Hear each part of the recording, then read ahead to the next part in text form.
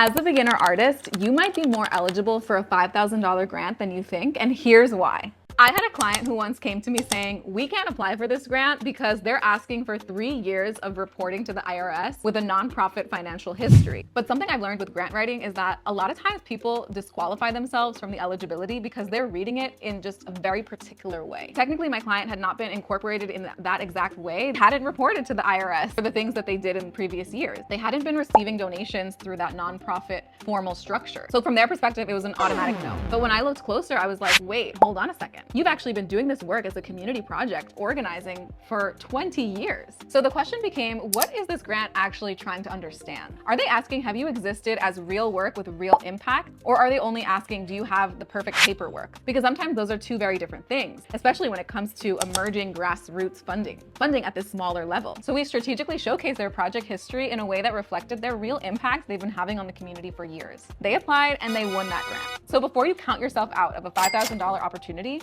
ask yourself, are you actually ineligible, or are you just reading the rules without understanding the strategy behind them?